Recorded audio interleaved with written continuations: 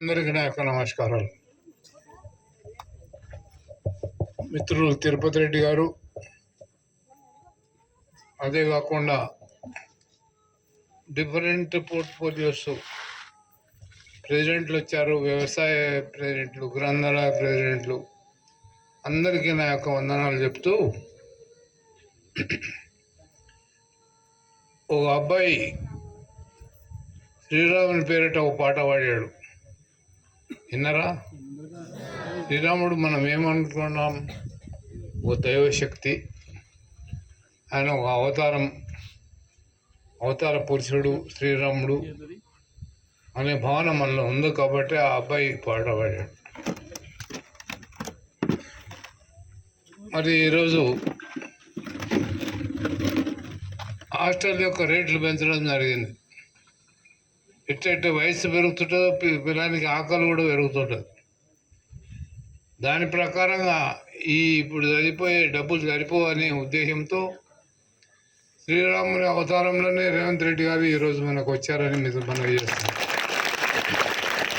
అబ్బాయి అందుకే శ్రీరాముని పేరు పాట పాడాడు.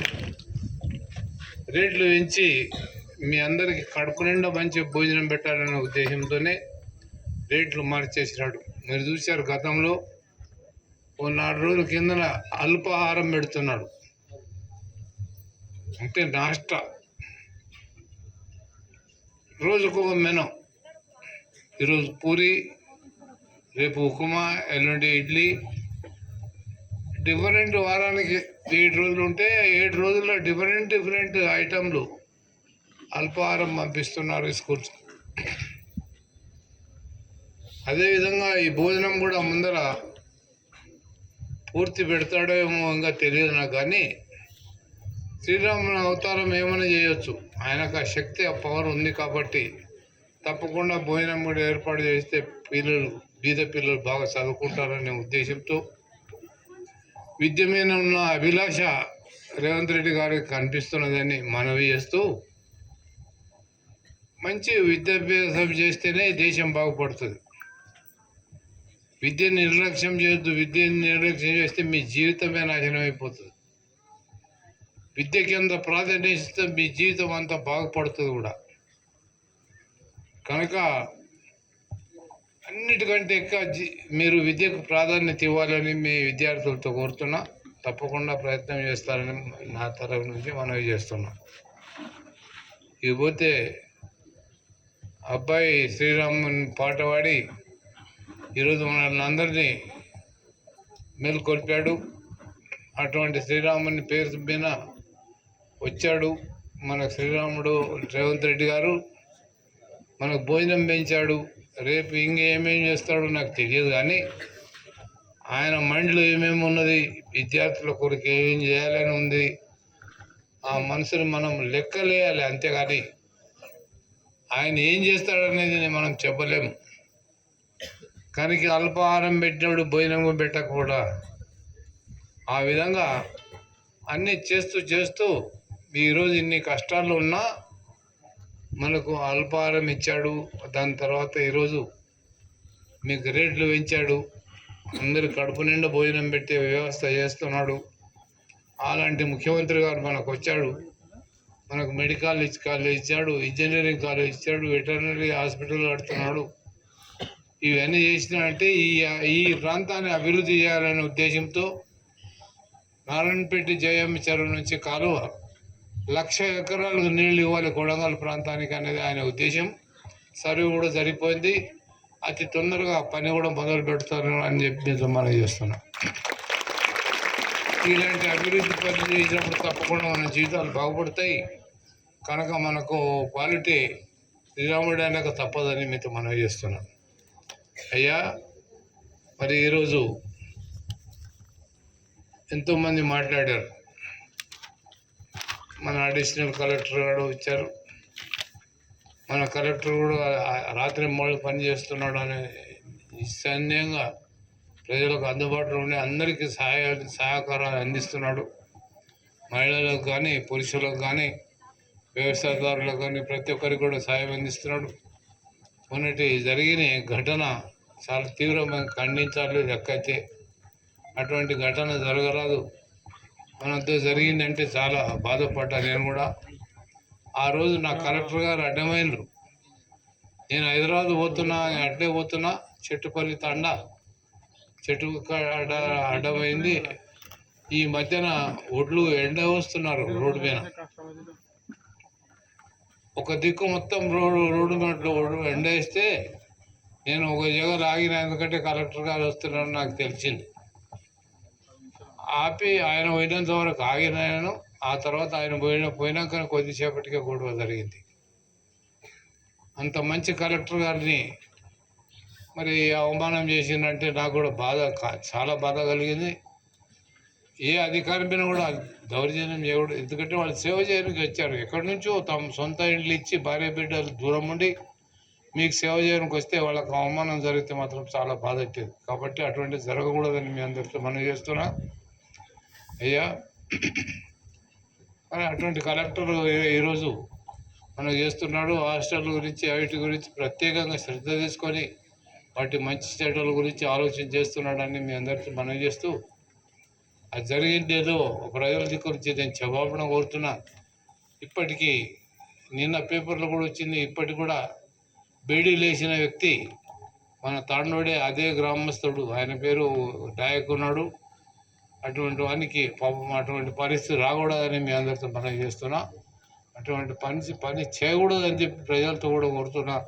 అధికారులతో బాగా మంచిగా మెదగాలి, వాళ్ళకి గౌరవం ఇవ్వాలి, వాళ్ళతో మనం పని తీసుకోవాలి తప్ప వాళ్ళని అవమానించి పని మాత్రం ఇప్పుడు చేయకూడదని మీతో మనం చేస్తున్నాం.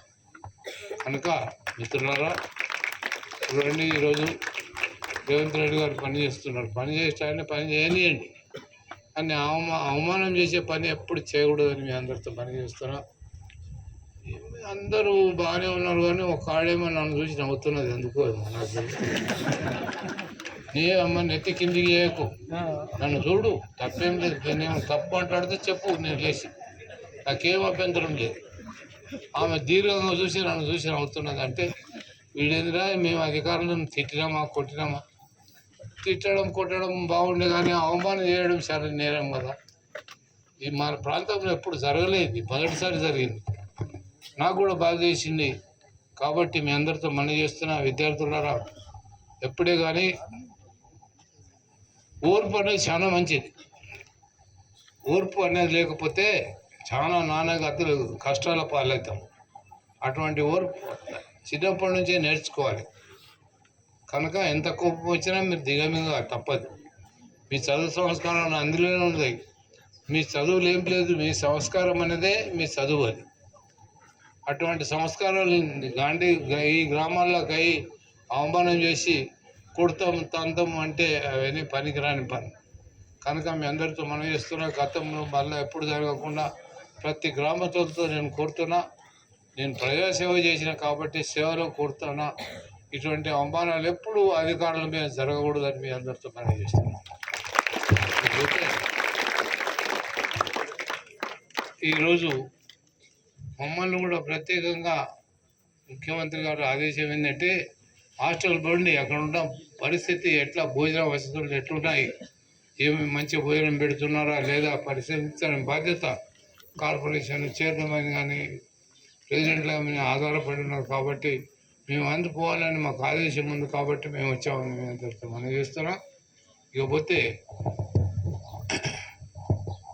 విద్యార్థులు ప్రత్యేకంగా కోరుతున్నాం. రేవంత్ రెడ్డి ఇంత తిప్పలు పడుతుంటే మరి మీరు ఏమిస్తారా? మాకు ఏమిస్తారు? డబ్బులు అడిగినమ్మా, పుణ్యానికి తినుకుంటా మమ్మల్ని కొడతారా?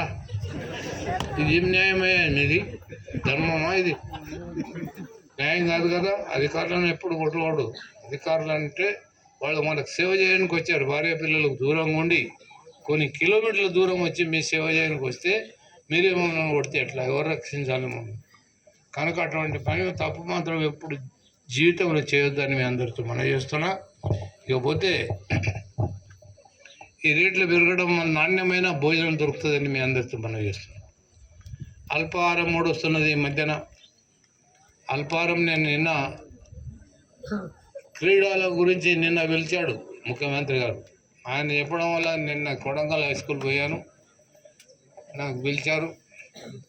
క్రీడల గురించి అడిగారు. క్రీడలు అంటే ఆట ఆట ఏ ఆటలో మీకు సామర్థ్యం ఉన్నది తెలుసుకోవడానికి ఇచ్చారు. కాబట్టి నేను ఒకటి కోరాను, అయ్యా చూడు, నల్ల చెరువు అనేది ఒక పార్ట్ ఆఫ్ పార్సల్. ఇప్పుడున్న గ్రౌండ్, ఫుట్బాల్ గ్రౌండ్ కొడంగల్ ఉంది, అది నల్ల చెరువులో ఒక భాగమే. కాలం నీళ్లు ఉండేది. అటువంటిది దాన్ని డిస్మాంటిల్ చేసి ఈరోజు హరిజనవాడ అంతా, ఆయకట్ట అంతా హరిజనవాడ అయిపోయింది. ఆ నల్ల చెరువు అనేది ఈరోజు గవర్నమెంట్ సరెండర్ అయిపోయింది. అది దుర్వల భూమే, సీలింగ్లో పోయింది. కాబట్టి దాన్ని అసైన్ చేయకుండా కాలేజీకు ఇదివరకు కూడా స్థలం లేదు. ఆ యొక్క నల్ల చెరువు ప్రాంతం సరెండర్ అయింది కాబట్టి గవర్నమెంట్ కంట్రోల్ ఉన్నది. రేవంత్ రెడ్డితో నేను వీధి కమ్యూనికి వెళ్ళి కోరుతున్నా, అది కాలేజీలకు కానీ స్కూల్స్ కానీ మాకు స్థలం లేదు కాబట్టి దాన్ని కేటాయించి కాలేజీ కొరకు మీరు ఆ భూమిని దారాదత్తం చేసి మాకు గవర్నమెంట్కి ఇవ్వాలని మీ అందరితో మనవి చేస్తాను. ఇకపోతే కాలేజీ అనేది చాలా రోజు ప్రజలు పెరుగుతున్నారు, అబ్బాయిలు పెరుగుతున్నారు, చదువుతున్నారు. మరి ఇంత మంచి భోజనం పెట్టి చదివించి పెద్ద అయినాక వాళ్ళకి కాలేజీ పోవాలంటే ఎక్కడనో పట్టణాలకు పోవాలంటే వాళ్ళతో శక్తికి మించింది. కాబట్టి ఆ శక్తి సరిపోదు. కాబట్టి ఇక్కడ మన కాలేజీ బాగా అయితే వాళ్ళందరూ ఇక్కడనే చదువుకునే అవకాశం కలుగుతుంది. కాబట్టి తప్పకుండా ముఖ్యమంత్రి గారు ఆ భూమి కేటాయించాలని మీ తరఫు నుంచి నేను కోరుతున్నాను, మీతో మనవి చేస్తాను. లేకపోతే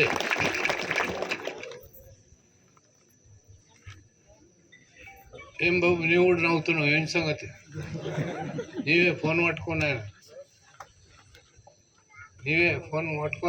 నవ్వుతున్నావు. రేవంత్ రెడ్డికి వినిపిస్తున్నదా? ఏమిటి నవ్వుతుంది? నవ్వొచ్చానా? నన్ను చూసా చిప్పు పెట్టుకున్నా, ఎందుకు నవ్వుతావు నాకు అర్థం కాలే. ఆమె నవ్వే గప్పు అయితే నీవు నవ్వుతావు. నవ్వులాడడానికి రాలేదు కాబట్టి మీ అందరితో మనవి చేస్తున్నా.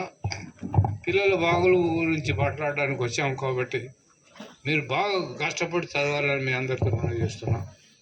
అయ్యా, ఇంత ఖర్చు చేసి ఇంత డబ్బులు పెట్టి ఎన్నోసార్లు కొడంగల్కి వచ్చి ఎన్నో సమస్యల విషయం చెప్పాడు.